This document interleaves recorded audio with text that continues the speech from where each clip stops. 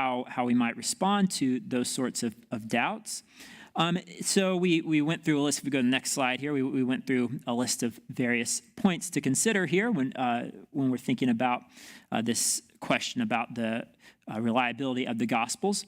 We're going to, as I said, we're going to switch gears tonight, and we're going to think about Acts specifically. And the doubts that arise concerning Acts are a bit different than the doubts that the skeptics have on the Gospels. So the Gospels typically focus on the stage of the oral transmission, right? The idea is that the stories about Jesus were corrupted in that period of oral transmission before they were written down. With Acts, though, there is more often the idea that the story in Acts was just made up, so that the author was just making stuff up. So if we go to the next slide here, one of the most prominent defenders of this view is Richard Purvo, and he argues that Acts really is, in many ways, more like a novel than like history. So he says this in his commentary on Acts. He says, "A number of the narrator's techniques have more in common with ancient fiction than with historiography." He goes on to say, "Too many episodes are fictions concocted in conformity with the values of the narrator and framed in accordance with popular tastes." Okay, so he thinks that Acts is really more like a novel than like history. So we're going to tonight spend a bit of time thinking how we might respond to this sort of criticism and doubt. So our question now then is history or novel? Is Acts history or novel? And there are 4 points that I want to look at tonight. We'll, the first two we'll go over quite quickly because we've already mentioned those, but the last two we'll spend a bit more time on. But the first point to mention here is Luke's use of Mark. As I mentioned before, most scholars, though there is certainly quite a bit of discussion about the relationship between the synoptic gospels, most scholars do believe that we have one of Luke's sources, the Gospel of Mark. Most scholars believe that Luke used Mark. So we can see, if we compare Luke and Mark side by side, we can see how Luke uses his source there. And we could point out here that if Richard Purvo is right, and that if Acts is just making up stories, just freely inventing stories like a novelist, then we'd have to say that Luke's method changes from his first volume to his second volume, right? Because in his first volume, he's following a source. He's being a good historian and recording what the source says, and he's not just freely inventing things. But then we get to Acts, and his method, supposedly here, according to Purvo, changes, and he starts to invent things. So we might say that seems a bit inconsistent based on what we can tell of Luke's method from the Gospel of Luke. So that's first point to make. Second point to make is one we've discussed already a bit, but that is the we passages in Acts. So if we go on to the next slide, we have these interesting passages where suddenly in Acts we switch from they did this and this happened to them to we did this and this happened to us. And we have here a chart of showing on Acts where these we passages pop up. They pop up from when Paul travels from Troas to Philippi, and then switches back to they and them for a long part of the narrative. And then as Paul is journeying to Jerusalem, when he gets to Philippi, suddenly the we passages pop up again. And so we made the case in a previous session that the best explanation for this is the most obvious explanation, that the author was indeed a traveling companion of Paul. The we passages are very difficult to explain apart from the obvious answer that the author was a traveling companion. Of course, if that is, and we can, there's one more element on that slide. There you go. That's James Dunn, a New Testament scholar, just summarizing that point there, that the most probable solution remains that the author of Acts was indeed personally involved in the we, us episodes. And of course, that is not compatible with the idea that the story is just a freely invented novel. Okay, so we've already touched on those points. Let's get in now to some new content here. So the third point to make on this is the historical accuracy of Acts. All right, so Acts is filled with information about the Greco-Roman world, information about cities, rulers, all sorts of details about the Greco-Roman world. And a lot of these details we can examine from other sources. So I'm just going to give a very small sampling to just give you an idea of the sorts of details in Luke's narrative that can be confirmed from external sources. And so, again, just a few here. And I'm putting this on a map here just so you can get an idea of how this is. Luke has knowledge, specific knowledge of places that is not just in one location, but that is throughout the Greco-Roman world. So I've selected a couple of examples from different places throughout the Greco-Roman world. So if we start in Jerusalem, this is going in kind of a geographical order around the Roman Empire. It's not going in order through Luke's narrative. This is an episode that occurs at the end of, or toward the end of Luke's narrative, when Paul is attacked by a mob in the temple, and the soldiers come and rescue him. And it says that when he came to the steps, he was actually carried by the soldiers because of the violence of the crowd. There was a fortress there at the temple that was manned by Roman troops to, quell uprisings, and there was a staircase there. So Luke has that exactly right. There was a staircase there at that fortress. And again, I'm just giving you a sampling so you can see the sort of little details that we can confirm in Luke's narrative. If we go on to the next slide. This is in Caesarea when Paul is taken there to the governor Felix. We read this: when they came to Caesarea and delivered the letter to the governor Felix, they presented Paul also before him. On reading the letter, he asked to what province he belonged. When he learned that he was from Cilicia, he said, "I will hear you when your accusers arrive." Now, this is interesting because at the time in which this happened, these events happened, Felix, his jurisdiction did indeed include Cilicia. So this reflects an accurate knowledge of the political map at the time. But a short time later, the political map changed. So in 72, the political map changed, and the Cilicia would no longer have been in this jurisdiction. Okay, well, most scholars think that Luke was written, or Acts was written after 72. So what this indicates is that not only does the author have an accurate knowledge of the political situation here in this part of the world, but also he has an accurate knowledge of the political situation in that time, which was apparently before his own time, right? So moving up now, we'll go north for the next example. We read here this incident when they are going through Lystra, and the people there think that Paul and Barnabas are Zeus and Hermes, right? We have that interesting episode there. Barnabas they called Zeus, and Paul, because he was the chief speaker, they called Hermes. Well, it turns out in this part of the world, those two gods, Zeus and Hermes, are associated with each other. And in fact, there was a legend here in this part of the world that Zeus and Hermes had long ago visited, had not received hospitality, and so they had punished the people by sending a flood, right? So when we have the story here of the people thinking that Zeus and Hermes have arrived and giving them a celebration and welcoming them, that fits very well with the cultural context of that particular area. We also read there that the people spoke in their native language, that didn't speak Greek, or were speaking among themselves, not speaking Greek.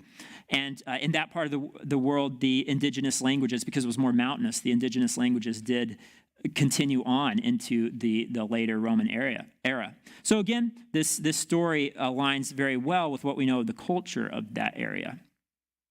If we go on to the next example here, moving on to Ephesus, and you can see I have just a white dot on the map there showing kind of where on the map of the Greco-Roman world where we are. So there's Ephesus, and we have here this interesting story of the riot in Ephesus. And we read when the town clerk is trying to calm down the people, he says, "For you have brought these men here who are neither sacrilegious nor blasphemers of our goddess." Okay, there's actually a really interesting detail here, but in order for me to explain it, I'm going to have to review a little bit of grammar here. But don't worry, we're not going to do too much grammar. But for those of us who are English speakers, this may be a little bit hard to grasp or a little unfamiliar to us, but if you've studied any Spanish in high school, then hopefully this will make sense. But in many languages, like German and Spanish and ancient Greek, nouns have gender, right? You have masculine nouns, you have feminine nouns. In some languages, you have neuter nouns. And because of this, the article also has different forms because the gender of the article needs to match the gender of the noun. So in Spanish, you have the feminine or the masculine article el and the feminine article la. In German, you have the masculine article der and the feminine article die. Of course, in English, we just have the because again, we don't have masculine and feminine nouns. And the basic rule here is that, again, the gender of the article must match the gender of the noun. So you wouldn't say, in German, you wouldn't say der Frau. That would be very strange, right? It'd be die Frau. You've got to have the feminine article with the feminine noun. Okay, well, with that little review, now let's take a closer look at the language that we have here in Acts. So we have first... well, I want to point out two verses here. So verse 27 at the top there, that's the words of the silversmith, Demetrius, who stirs up this riot against Paul. He's saying that, they are speaking against the temple of the great goddess Artemis. And then in Acts 19:37, we have the words of the town clerk who quieted the mob. And I want to draw your attention here to the specific language that's used there. I have the Greek there on the screen. But on verse 27 there, we have what we would expect. We have just the feminine noun, goddess. Thea. That's just the feminine noun, goddess. So the temple of the great goddess Artemis. But below that, in Acts 19:37, we have a really strange construction. We have tein theon. Tein is the feminine article, and theon is the masculine noun. So we have a feminine article with the masculine noun. Now, this violates that basic grammatical rule, which I just had on the screen, right? That the gender of the article needs to match the gender of the noun. So in Greek, it's no surprise that this construction here is very rare, right? Because it violates that rule. But there's one place where it's not rare, and that is in the writings that we have from Ephesus. In documents from Ephesus, the masculine noun God with a feminine article is actually more common than the feminine noun. This was a peculiar way that they used the language they used to describe their goddess in Ephesus. They would use the feminine article with the masculine noun. And furthermore, when you did have the feminine noun used, as we have in verse 27 there at the top, it was typically in phrases where it occurs with other words, which is precisely what we have here, the great goddess Artemis. So great goddess Artemis is a phrase there, so they have the feminine noun. Okay, so the point here is that the language that is used in Acts aligns precisely with the way that folks in Ephesus talked about their God. Okay, it aligns precisely with the way that they spoke about their God, the language used by the people in Ephesus. Okay, so let's, again, these these examples seem very small, right? But you have to understand there's a whole lot of these types of examples, right? Acts is a lengthy account that includes lots of different places. And again, this is just giving you a sampling to see the sorts of details that can be confirmed by external sources. Let's move on to something that happened to Paul while he was in Corinth. But when Gallio was proconsul of Achaia, the Jews made a united attack upon Paul and brought him before the tribunal. This lines up perfectly with the time here, Gallio was indeed proconsul of Achaia at this time for a fairly narrow window of time, about 18 months, I think. He got sick and wasn't able to complete his full term. Gallio, by the way, is brother of Seneca, the Roman author Seneca. But anyway, so again, we have a precise knowledge of the political situation here in Corinth. I think I have one more example. Now, this is from Paul's journey to Rome. So if we go to the next slide here, we see here just an example of a travel narrative. Luke says, "From there we made a circuit and arrived at Rhegium, and after one day a south wind sprang up, and on the second day we came to Puteoli." Okay, now this route that he describes is indeed the route that would have normally been taken in going to Rome, and the timing that he describes is, again, correct. With good winds, with that distance, you would expect them to arrive on the second day. Okay, so again, just examples of the sorts of details, travel times, roads, routes that are taken, details of the culture. All these, again and again, we have details in Acts that line up. All right, now, at this point, maybe the critic would say, well, this doesn't necessarily show that Acts is in a novel. Maybe it's just well-researched historical fiction.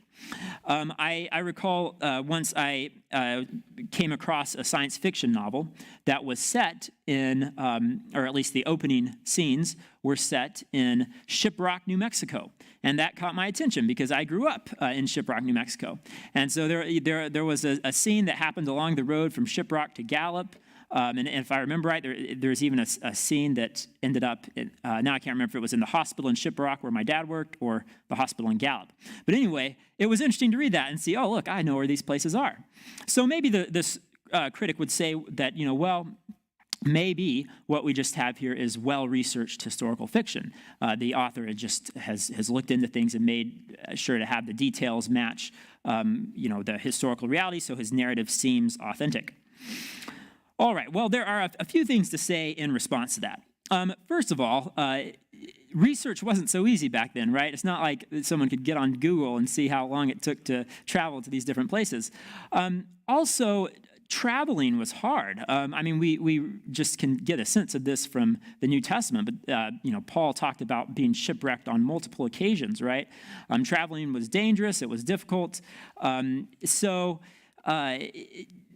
It would not be so easy for a novelist to do this thorough research. We could add to that, too, it just wasn't typical of ancient novels. We have plenty of novels from antiquity. They're ancient novels that tell fictional stories about heroes and romances and the sorts of things you'd expect. But we don't find that these novels demonstrate really thorough research into historical detail. So if Acts is indeed a thoroughly researched novel, then it's really an anomaly. We don't have good examples of this from the ancient world. And finally, and perhaps most importantly, what we can say to the skeptic here is that not only is the setting right, not only does Acts get the setting right, but Acts also gets the events right. We can actually verify many of the events that are recorded in Acts. And the reason is because we have Paul's letters. We have the letters of Paul. Of course, Paul is a main character in Acts, and much of the narrative in Acts concerns Paul. So I'm going to, in this next section here, I'm going to compare a narrative from Acts with what we can determine from Paul's letter to the Thessalonians. And I'm going to point out both some similarities, some correlations, and some contrasts, some differences. So let's put this up on the screen now. So we start, we're in Acts 15 to 17 here. You remember Paul goes to Philippi, and he has that, there's that exciting narrative where he casts the demon out of the slave girl.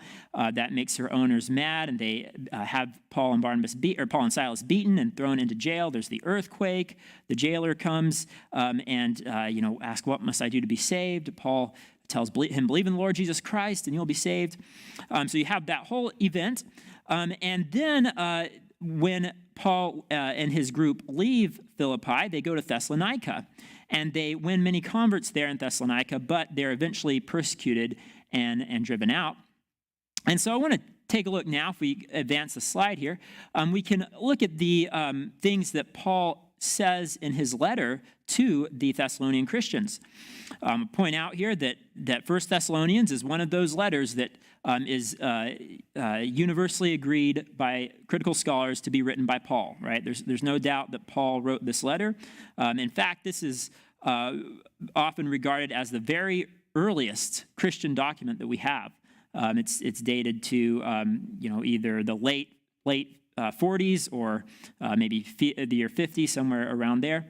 But again, scholars agree Paul wrote this. Okay, so what does Paul say? He says, Paul, Silvanus, and Timothy, to the church of the Thessalonians. You yourselves know, brethren, that our visit to you is not in vain, but though we had already suffered and been shamefully treated at Philippi, as you know, we had courage in our God to declare to you the gospel of God in the face of great opposition. Okay, so notice a few things here. Notice first that Acts gets the people right. Paul, Silvanus, and Timothy. Paul, Silas, and Timothy are the people who are mentioned in the narrative in Acts, and indeed those are the people who are mentioned in 1 Thessalonians. Notice also that Acts gets the sequence right. Paul visits Thessalonica first, or Paul visits Philippi first, and then Thessalonica. That's what's reflected in Paul's letter to the Thessalonians. Notice also that the narrative in Acts aligns with Paul's comment about shameful treatment in Philippi.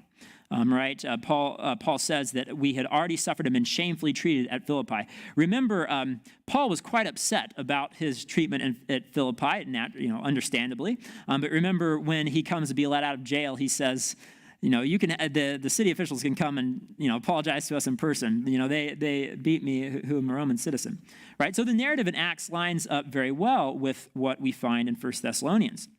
Now, these sorts of agreements are impossible to explain if the narrative in Acts is just being invented out of thin air, just being made up as a fiction. If Luke is just sitting at his desk just making up stories out of thin air, then you could not have these sorts of correlations. Of course, the skeptics would recognize that, and so the skeptics would say, well, wait, there's another possibility here. Maybe the author of Acts knows about Paul's letters. Maybe the author of Acts is writing after Paul's letters had begun to circulate in the church. So the author of Acts knows about Paul's letters, and so what the author of Acts is doing is just building up a novel, building up a fictitious story based on the scant bits of historical information that he can get out of the letters of Paul. All right, well, so if we go to the next slide here, there's just an illustration of this here. Maybe all we have in Acts, there's no direct witness about historical information about Paul. Rather, the only historical things we find in Acts are what the author has gleaned from Paul's letters, and the rest is just historical fictions that he has developed from that. All right, well, that might seem at first glance like a plausible idea, but on closer examination, there's actually a big problem with that. If we go back here and look at the 1 Thessalonians and Acts again, notice that we have a difference here. Notice the name Silvanus is used in 1 Thessalonians, while the name Silas is used in Acts. Now, these are just two different forms of the same name. So, for example, my dad's name is Donald, but he goes by Don, right? These are just two different forms of the same name. So in Paul's letters, the name Silvanus is always used, but in Acts, the name Silas is always used. This is also true of the woman Priscilla. In the letters of Paul, it's always Prissa, a different form of the same name, but in Acts, it's always Priscilla. Now, if Acts was indeed just building up a fictional story based on Paul's letters, we wouldn't expect them to change the names. That would be kind of an odd thing to do. But the problems are even more, the problem for this theory that the author of Acts is just using the letters of Paul there are even more problems with that theory than just the change in the names. Notice, so if we advance the next slide here, as we've already noted here, this comment here about already suffering and being shamefully treated at Philippi aligns very well with what we find in Acts. But on this theory that the author of Acts is simply using Paul's letters, the explanation here would be that, again, that the author of Acts had simply noticed this detail in Paul's letters, shamefully treated in Philippi. Let me make up a story about that. And then the author had just built this story to explain that detail. Okay, but if that is his approach, he's strangely inconsistent. There is so much in Paul's letters that is left out of Acts. So, for example, Paul's letters frequently mention a collection that he is gathering from the Gentile churches to take to the impoverished churches in Judea. This was evidently a big focus for Paul. He spends 2 chapters in 2 Corinthians talking about this collection. He mentions it in Romans as well. But Acts doesn't discuss that project, doesn't talk about him raising money from the churches for the saints in Jerusalem. Notice also the situation in Corinth. When we read through the letters, the 2 letters to the Corinthians that we have in the New Testament, we can tell that there's definitely some backstory here, right? There's some drama with Paul and the church in Corinth. They apparently created some problems for him. So we can gather reading through the Corinthian correspondence that there's a lot going on that we don't quite know about, right? He'll say, I sent you this letter, or, I heard this information from these people. And so as we read through the Corinthian correspondence, we think, wow, I wish I knew a little bit more about the backstory. I wish I knew a bit more about what's going on here, what's causing these conflicts. Who are these people in Corinth who are causing trouble for Paul or opposing Paul? But again, in Acts, we don't have that backstory provided, right? So the letters again imply these significant conflicts between Paul and groups at Corinth, but Acts doesn't give us any mention of this fascinating backstory.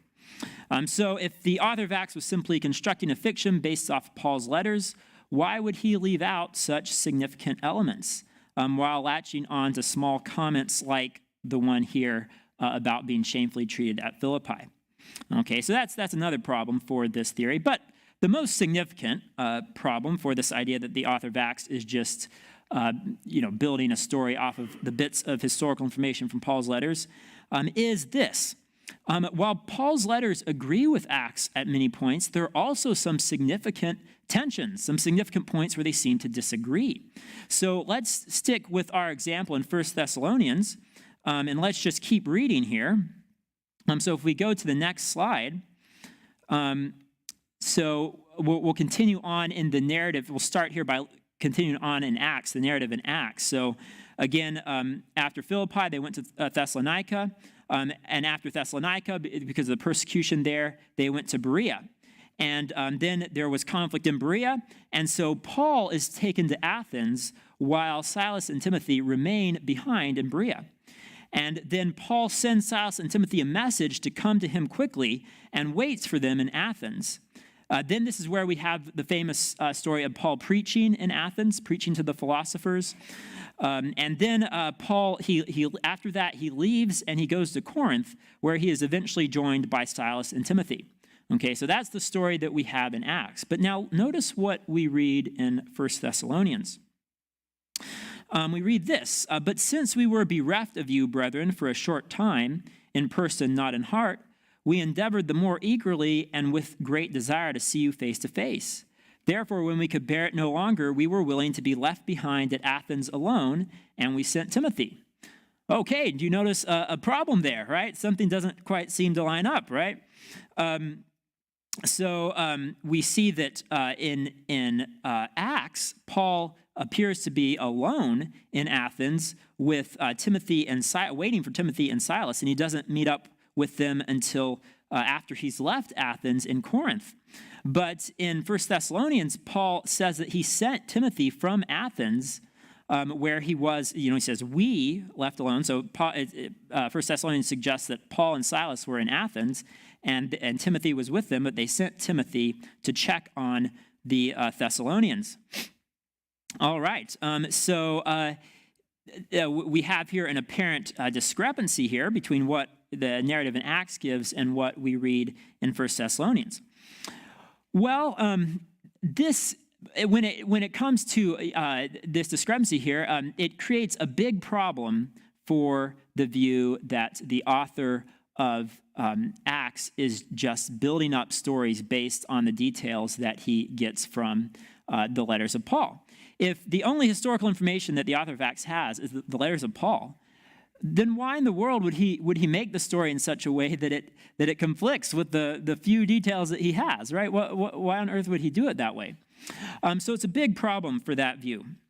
But it's not a problem for the view that Acts is a good, reliable historical source. Because what we could say here is that it seems that the narrative in Acts is just abbreviated, right? And this ties into what we talked about last time, where biographers and historians often abbreviated their accounts. So probably what happened here was that, as is indicated in 1 Thessalonians, Silas and Timothy did meet up with Paul in Athens, and then Paul sent them out again to check on the churches. And then after his ministry in Athens, Paul went on to Corinth, and there he met up with them again. And that in the telling of this story, Luke has just abbreviated that. He's not included all of the details, all of the comings and goings of everyone, right? So he's just left out that part, so we have just the meeting of the second meeting of Silas and Timothy with Paul in Corinth. Notice, by the way, that there seems to be perhaps an indication within the narrative of Acts that this has happened, because as you read through Acts, it says that Paul is there waiting for Silas and Timothy. It says specifically that he's in Athens waiting for them. And then it just says that he leaves and goes to Corinth. Why, if he was there to wait for them, why did he then leave and go to Corinth? Well, again, this would make a lot of sense if indeed he did meet with them, and Acts just didn't include that detail. Again, Acts just gives an abbreviated account of Paul's travels, so he doesn't include that detail. So again, to summarize, this sort of discrepancy is not a problem for the historical reliability of Acts. We just say that Acts is just abbreviating the account here. But it is a big problem for the idea that Acts is just a fiction that's built off of the meager details that you find in Paul's letters. If that's indeed what the author is doing, why in the world would he create this kind of problem with his source material? So in summary here, if we go to the next slide, Craig Keener sums this up well. He says, both the contrast and the randomness of the correlations suggests that Luke was not simply deriving his Pauline information from Paul's letters, but that both sources independently attest to the historical figure of Paul. Okay, read that again. Both the contrast and the randomness of the correlations suggest that Luke was not simply deriving his Pauline information from Paul's letters, but that both sources independently attest to the historical figure of Paul. The contrast mean the sorts of discrepancies that we just saw there, where it seems to be that the travel itinerary doesn't quite line up. And the randomness of the correlations would be, we have a big story about shameful treatment in Philippi, but we don't have any mention of the drama in Corinth, right? So the point here then is that Acts seems to provide an independent historical source of information about Paul. On the one hand, there are too many correlations for us to think that the author of Acts is just inventing these stories out of thin air. But on the other hand, the nature of the correlations and the contrast also argue against the idea that the author of Acts is just deriving his information from Paul's letters. All right, so let me pause now and ask if there are any questions about, if we go to the next slide here, about these four elements that we have in our response to the suggestion that Acts is a novel. Any questions? Yes?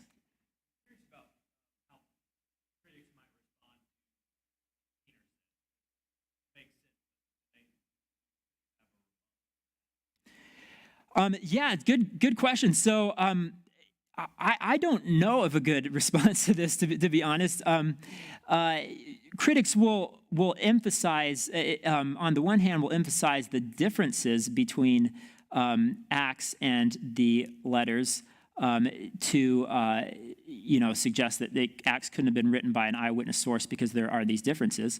But of course, that if the differences create a big problem for the idea that the author is simply getting his information from the letters of Paul. So I don't know of a good response to that argument. I would say that the majority view does not accept Purvos's suggestion here that Acts is just a novel, that it is not the majority opinion. And this plays into that.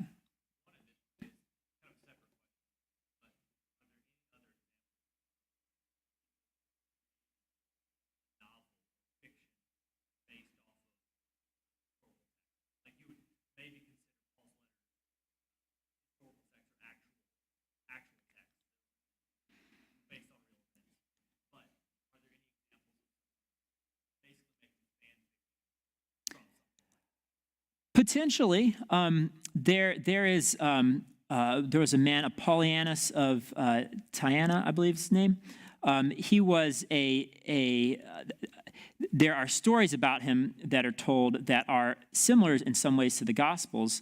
They come from a later time, and what seems to perhaps be the case is that as Christianity was spreading, these stories were told as sort of a counter to the Gospels, like the pagans needed a figure like Jesus, and so they told these stories about Apollonius.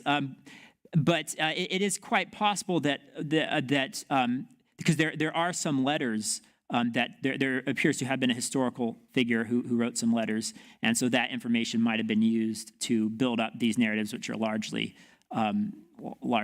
fictitious. So I think it is possible you could find some parallels to novels or fictional sources that do incorporate some historical elements. The point to emphasize about Acts, though, is the amount of historical precision that we have in the details of Acts. That would not be characteristic of fictional literature from antiquity. Any other questions?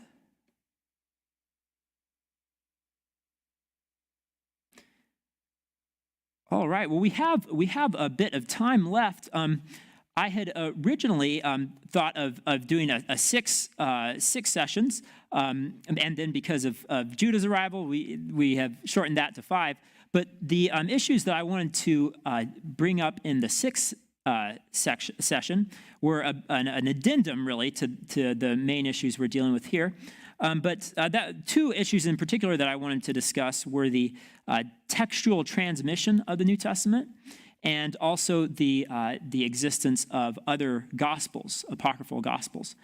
So I don't have slides for that, but I'll just say a few words about that. By the way, I don't suppose we have something like a whiteboard that could be rolled out here. If it's okay if we don't. No worries. So I'll start by talking just a bit about the textual transmission of the New Testament. So, this is a separate issue from the historical accuracy of the New Testament, right? There's commonly the idea that however we deem the accuracy of the original documents, we don't have the original documents anymore. All we have are copies that scribes have made, and maybe that scribes have changed it. Maybe the message has been corrupted. So really, the original text is lost. And we've talked about the telephone game in relation to the transmission of the oral traditions. But that analogy of the telephone game has also been used in talking about the scribal transmission of the New Testament. So awesome, a whiteboard, that's great. So I want to just briefly give a very simple explanation here of why the telephone game model is not a good model for what's going on with the transmission of the New Testament text, okay? So let's think about the telephone game model here. So we have just a simple chain, right? Each person in this chain passes the message on to only one person, okay? So what that means is that if a change is introduced, we'll use orange here for change. If a change is introduced, a corruption is introduced into the message, that's going to propagate down the entire chain. And all you have reported at the end is the final message in the chain. Okay, well, that is actually not a good model for what's going on with the transmission of the New Testament text. Now, it's certainly true, of course, that we do not have the original, they're called the autographs, but the original documents. We don't have the original letter that Paul sent to the church in Rome, right? We don't have the original copy of Luke in Acts that Luke produced. All we have are copies, and it's, of course, true that these copies were made by hand. It's true that the scribes often made mistakes. It's true that the scribes sometimes made mistakes intentionally. It's true that our surviving copies have many, many, many, many discrepancies when we compare them, many differences. All of that's true, but we should not think that this telephone game model, where the message, all you're left with at the end is the corrupted message, is a good model for what's going on. Why? Well, the structure is different. Okay, there's a different structure here. So it is not as though there was always only one copy of the New Testament, right? That when that wore out, they made another one. No, there were lots of copies, right? So as Christianity spread throughout the Greco-Roman world, the New Testament manuscripts were copied multiple times, right? And the copies were copied multiple times. Okay, I'm going to draw this a bit here. This is, of course, extremely simplified, but just to give you an idea here of the sort of thing that was happening, the copies were copied, and you end up with a complex web of relationships. I'm not going to draw out the whole thing here, but you get the idea. It's not a simple chain. Well, why is that significant? Well, it means that a change introduced by any one scribe can only affect a portion of the manuscript tradition. So if you have a scribe here who makes a mistake or who makes some sort of change, that can only affect a portion of the manuscript tradition, that one change. And so, again, that's a significant difference between the telephone game model, where that, it's all connected. So one chain will affect one error will affect the entire chain. Also, of course, in the telephone game model, you only have one person reporting at the end. Only the final one reports at the end.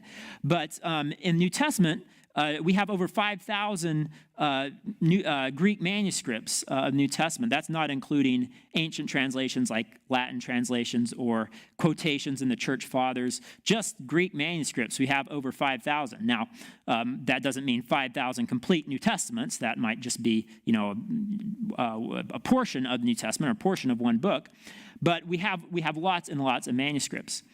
So because of that, we can now do something called text criticism, where we look at the copies that we have and we seek to identify and eliminate the changes that were made.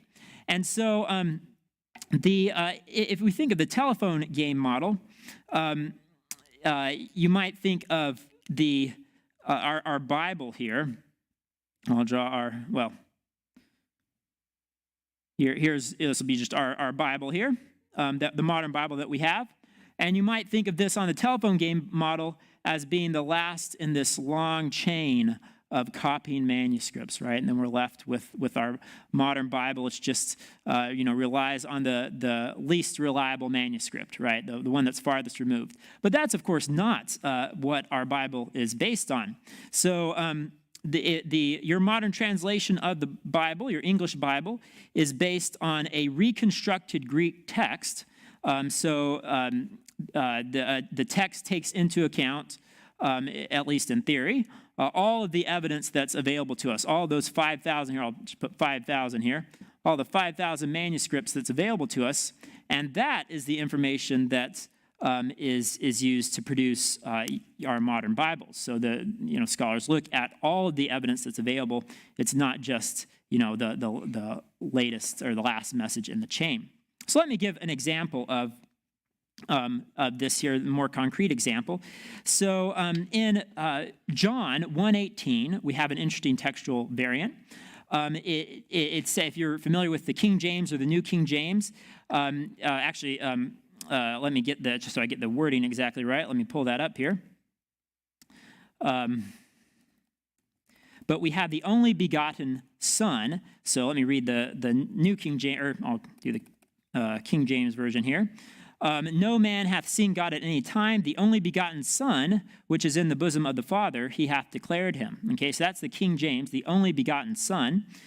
Your modern versions might have something different. The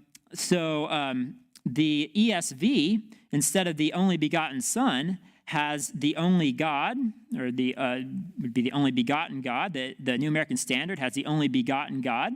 Okay, so is it the only begotten Son or the only begotten God? Well, this is a tough question. There's again, this is a difference in our manuscripts. So scholars aren't sure which one is right. Modern scholars tend to favor the reading only begotten God over only begotten Son, but the balance is pretty evenly divided, right? There are good early manuscripts that support both readings. But the point I want to make here is that even though we're not sure which reading is correct, only begotten Son or only begotten God, we know what the options are. We know it's either one or the other, right? That's vastly different than the telephone game model, where the message is lost beyond recovery.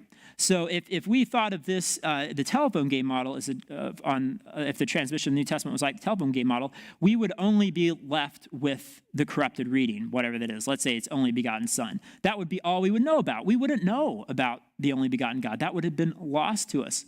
The idea, again, there's a popular idea that because of the transmission of the New Testament by hand, by scribes, that the message has been corrupted and has been lost beyond recovery. That's not true at all. It's certainly true that at times we're not quite sure what the precise wording was, but we know what the options are. Okay, we know what the options are. Here is a Greek New Testament. And I know you probably won't be able to see it from where you're sitting here, but just to show you what a modern Greek New Testament looks like, you might be able to discern here a difference in the text from the top and the bottom. What that is on top, that is the reconstructed text. That's the text that your English Bible is based on. What is below that is called the critical apparatus, or the textual apparatus. And what that is a list of the variant readings, the alternative readings that are preserved in the manuscript tradition, along with symbols that show which manuscripts preserve those readings. So the point I want to make here is that the original reading is probably up here, but in those cases when the scholars got it wrong and they didn't get the original reading right, it's down here, right? It's not lost. It's either here or here. It's not like it's been lost over the years. So another, yeah. Variants impact we know it's Great question. So we can think of it.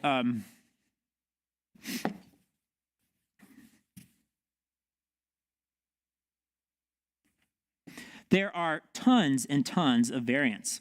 And sometimes skeptics will point that out, an immense number of variants, to suggest that this shows that the text is unreliable. But on the contrary, you know how you get zero variants? If you have one manuscript. So the reason why we have so many variants is because we have so many manuscripts. And so, when people hear about this, it's a bit hard to judge, like, well, how significant are these variants? Should I be worried about them? Well, one easy response to that is to say, if the variant is significant, it'll be in your English Bible. Your English Bible will have a note that says some manuscripts say this, right? So the really interesting variants will be in your English Bible. We could think of it like this. We could think of a plot like this where we have viability here, viable and significant on our different axes. Sorry about that. That significant here, viable. Okay, and we could think of plotting the variance on these quadrants here. So you have high viability, low viability. What do I mean by viability? I mean that the reading has a good chance of actually being the original, right? It's really quite possible that this alternative reading is the original reading. So you have viability axis, you have significant axis here. In other words, how significant is this to the meaning? How much does it change the meaning? Okay, so let me give some examples of this. We have ones that are high significance but low viability.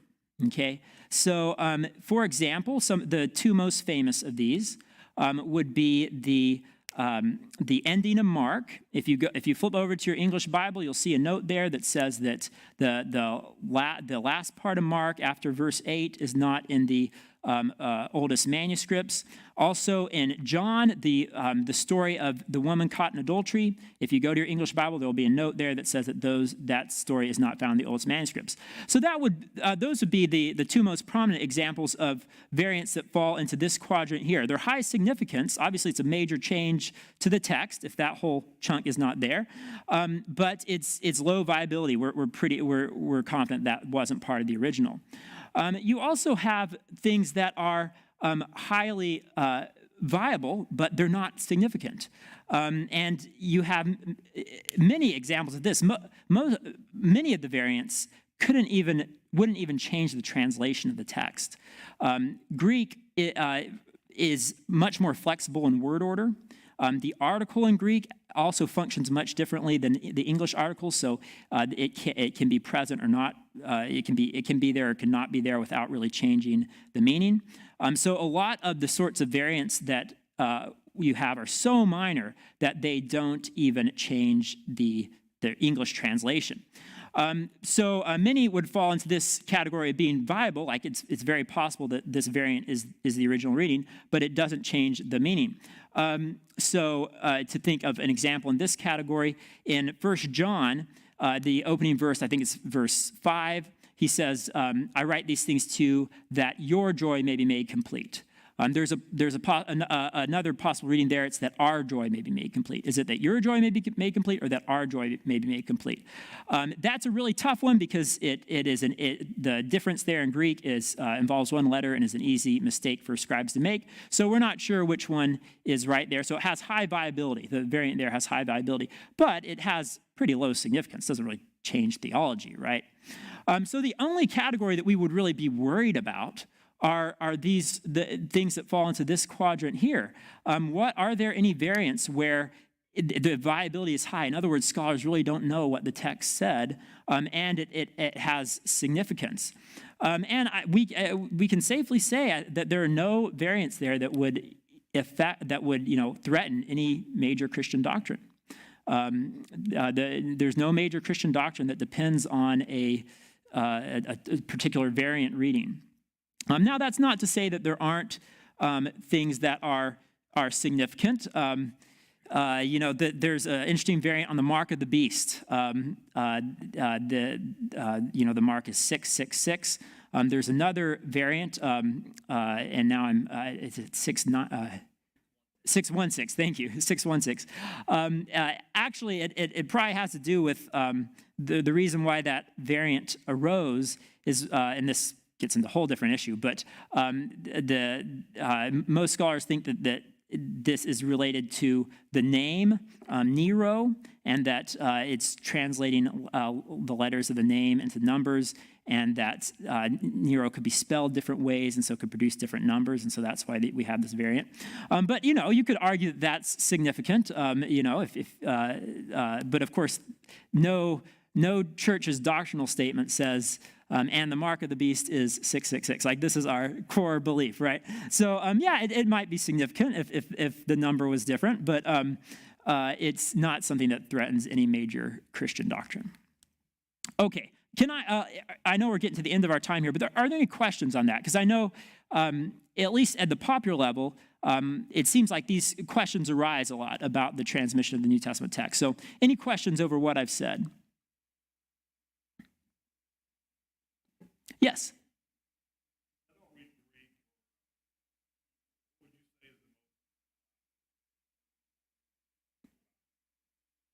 Great question. I would caution against translations that are produced by a single person. You have some of these, and when you have just one person translating it, there's a much greater danger that they will allow their particular theology to influence their translation.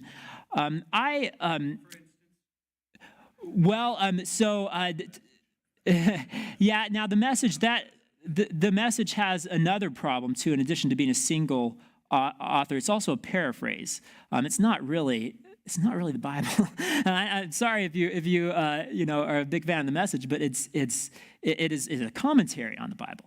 It's a very close commentary on the Bible, but it's not actually, in my opinion, not actually the Bible. It's a loose paraphrase.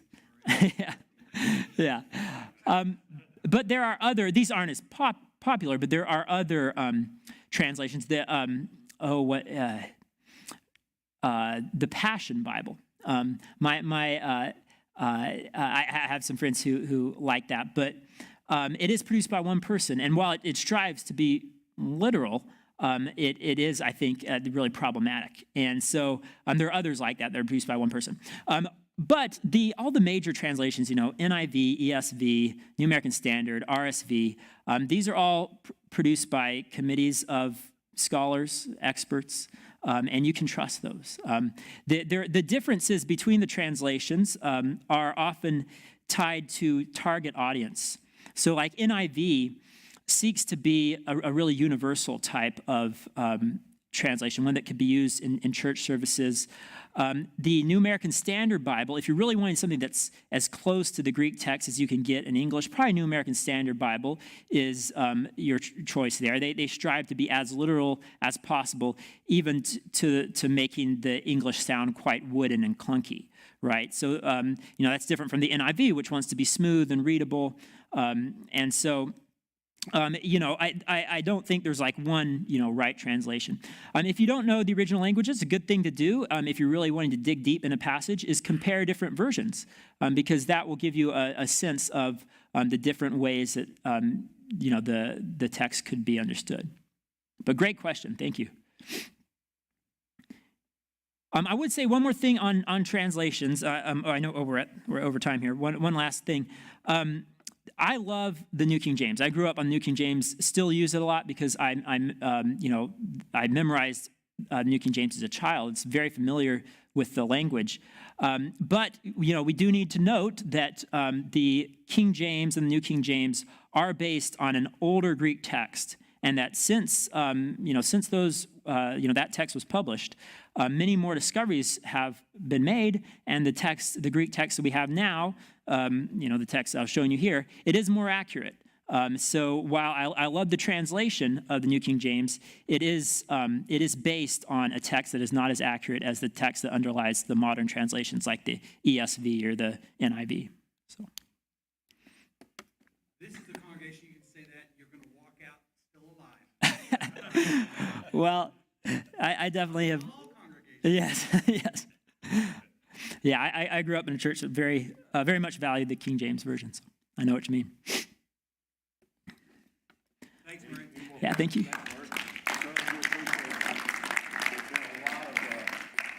Been a lot of good information in the